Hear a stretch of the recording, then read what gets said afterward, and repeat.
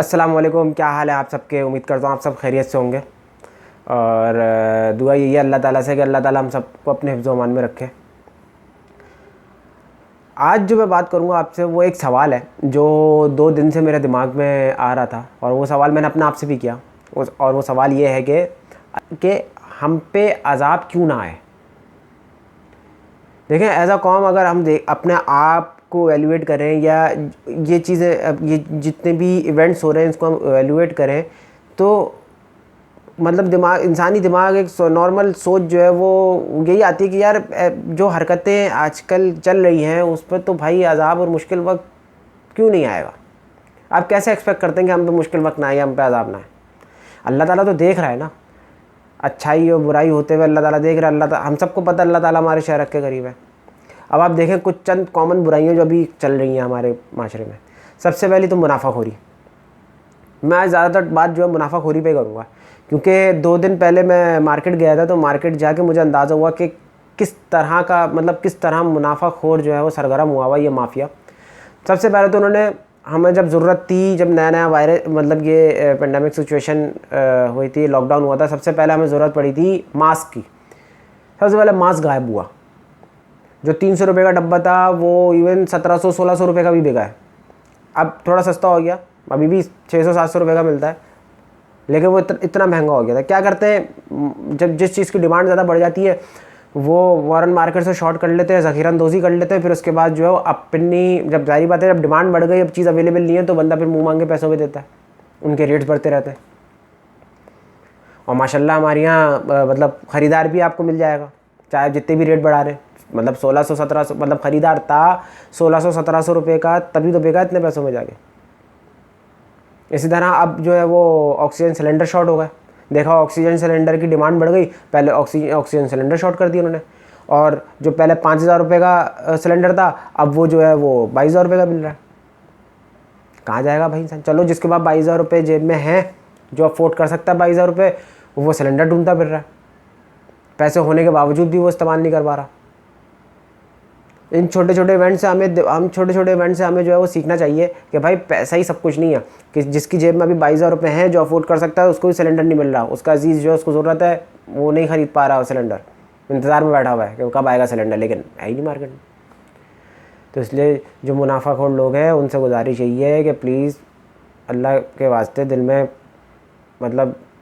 कुछ तो खौफ खुदा पैदा कर लें, अल्लाह का खौफ पैदा कर लें कुछ तो, कि आखिरत में क्या मुँह दिखाएंगे जो ये कर रहे हैं। अब इसी तरह वो एक्टामीरा इंजेक्शन था, वो शॉर्ट हो गया, फिर वो 6,000 रुपये का इंजेक्शन लाखों रुपए में बिकने लगा।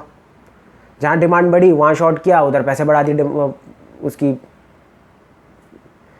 हम लोग इतने लालची हो गए हैं, ये मुनाफाखोर लोग इतने लालची है, इनको सिर्फ और सिर्फ पैसा और पैसे के अलावा और कुछ नज़र ही नहीं आ रहा था। उनकी ज़िंदगी का मकसद ही सिर्फ पैसा बन जाता है। अल्लाह का खौफ ख़त्म ही हो गया इनके दिल से। फिर उसके बाद करते करते फिर अब देखें क्या परेशानी आई। पेट्रोल सस्ता हुआ तो पेट्रोल शॉर्ट हो गया, पेट्रोल नहीं दे रहे।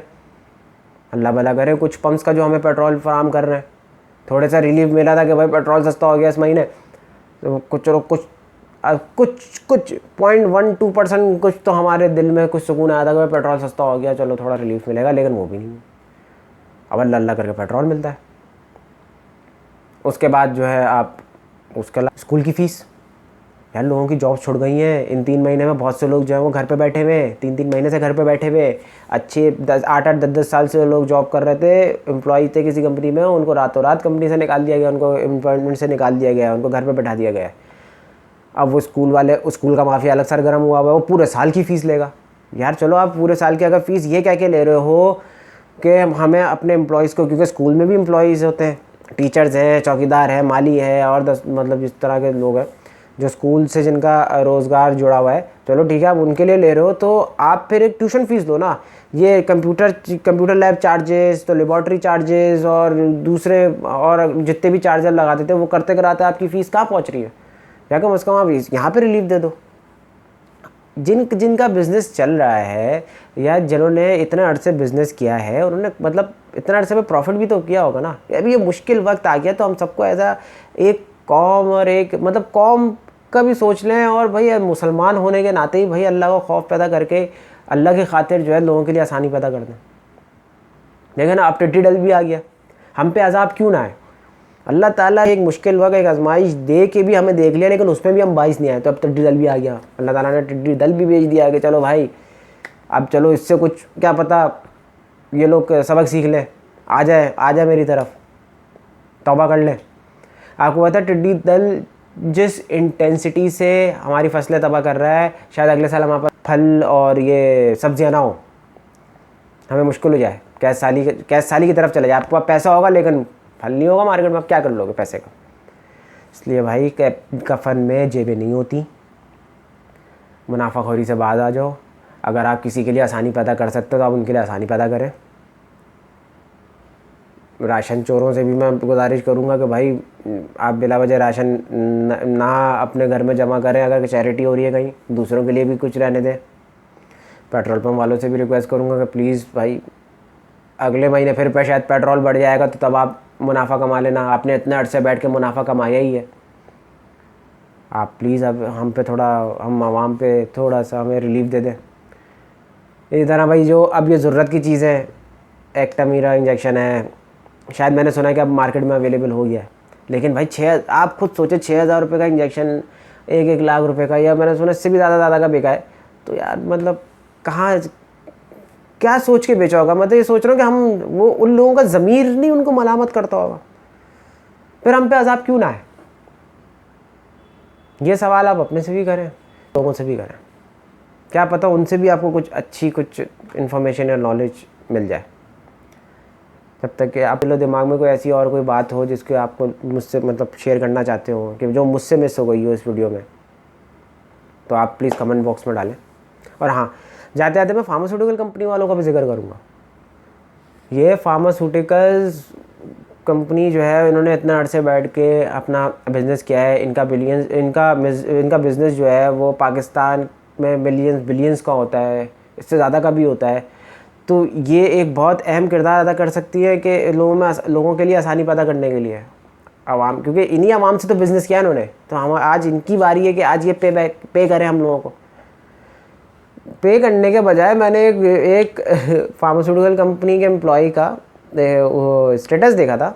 उसमें स्टेटस पे लिखा हुआ था उसने कि हमारी कंपनी जो है वो रैपिड टेस्ट कर रही है और सिर्फ और सिर्फ 1500 रुपीज़ में आपके घर पे आ जाएगा बंदा। यार अल्लाह के बंदे, एक तो तुम वो टेस्ट कर रहे हो, 1500 रुपीज़ भी ले रहे हो, ये तो कम से कम फ्री का कर दो यार लोगों के लिए। कुछ थोड़ा गवर्नमेंट का हाथ बढ़ा लो जितना तुम लोग बिज़नेस करते हो। तो खैर, हर जो जितनी बेईमानी कर सकता है ना, वो उतनी बेईमानी कर रहा है, छोटे से लेके बड़े तक। हम सिर्फ लीडर्स को गाली दे के अपना आपको दामन नहीं धुलवा सकते हम अपना। ये हम में से ही लोग हैं जो छोटे लेवल पे भी जो छोटे लेवल पे चोरी कर रहा हो, जो बड़े लेवल पे चोरी कर रहा है। चोरी है। जो छोटे लेवल में मुनाफाखोरी कर रहा है वो बड़े लेवल पे कर रहा है, दोनों एक ही, जुर्म एक ही है, मुनाफाखोरी, सज़ा दोनों को एक ही मिलेगी। इसलिए भाई हम सबको चाहिए कि थोड़ा अल्लाह का खौफ पैदा करें अपने दिल में, मतलब रहम की भीख मांगे अल्लाह ताला से, तौबा करें अल्लाह ताला से कि अल्लाह ताला हम सबको मतलब इस राह रास्त पे लेकर आए और अल्लाह हम सबको जो है वो माफ़ करे हमसे जो गलतियाँ हो गई हैं। क्योंकि भाई दुनिया तो एक दिन तो ख़त्म होनी है, तो भाई क्यों ना अच्छे उससे चले जाएं कि आखिरत में कुछ काम आ जाए हमारे। कोई बात मुझसे मिस हो गई हो तो प्लीज़ ज़रूर आप कमेंट बॉक्स में मुझे बताइएगा, और कुछ आप जिस चीज़ में ऐड करना चाहते हैं तो ज़रूर कमेंट में जो है वो आप मुझे बताइए। अगली वीडियो तक के लिए मुझे इजाज़त दीजिए। अल्लाह।